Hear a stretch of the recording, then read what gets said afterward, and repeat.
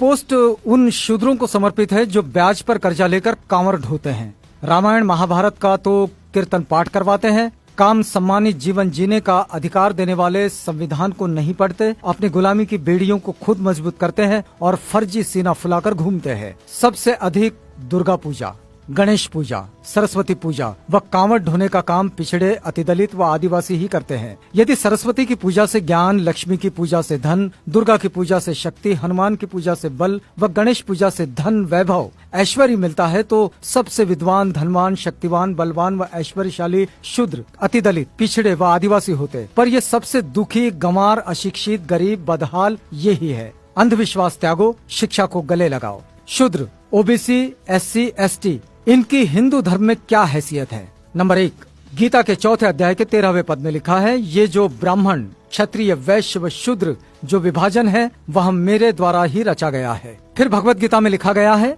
9वें अध्याय के 32वें पद में, मेरी शरण में आकर स्त्री, वैश्य, शूद्र भी जिनकी उत्पत्ति पाप योनि से हुई है परम गति को प्राप्त हो जाते हैं। महाभारत में लिखा है शूद्र का प्रमुख कार्य तीनों वर्णों की सेवा करना है। महाभारत ये भी लिखता है कि शूद्रों को संचित धन से स्वामी की रक्षा करनी चाहिए। रामायण में लिखा है शूद्र तपस्या करे तो राज्य निर्धनता में डूब जाएगा। रामचरितमानस में ढोल गवार शूद्र पशु नारी सकल ताड़ना के अधिकारी। रामचरितमानस में ही पूजिए विप्र सील गुणहीना शूद्र न गुण गण ज्ञान प्रवीणा। आपस्तम धर्म सूत्र में लिखा है वह शूद्र जो ब्राह्मण के चरणों का धोवन पीता है राजा उससे कर टैक्स ना ले। कथक संहिता में लिखा है कि जिस गाय का दूध अग्निहोत्र के काम आवे शूद्र उसे ना छुएं। इतरे ब्राह्मण सूत्र में लिखा है कि शूद्र केवल दूसरों का सेवक है, इसके अतिरिक्त उसका कोई अधिकार नहीं है। स्कंद पुराण में लिखा गया है कि यदि कोई ब्राह्मण शूद्र को शिक्षा दे तो उस ब्राह्मण को चंडाल की भांति त्याग देना चाहिए।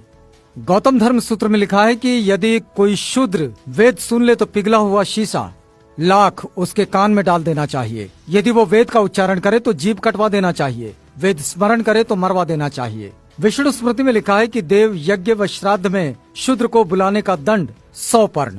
आपस्तम धर्म सूत्र में कहा गया है कि ब्राह्मण कान तक उठाकर प्रणाम करे, क्षत्रिय वक्षस्थल तक, वैश्य कमर तक व शूद्र हाथ जोड़कर एवं झुककर प्रणाम करे। तैत्तरीय ब्राह्मण सूत्र में लिखा है कि ब्राह्मण की उत्पत्ति देवता से, शूद्रों की उत्पत्ति राक्षस से हुई है।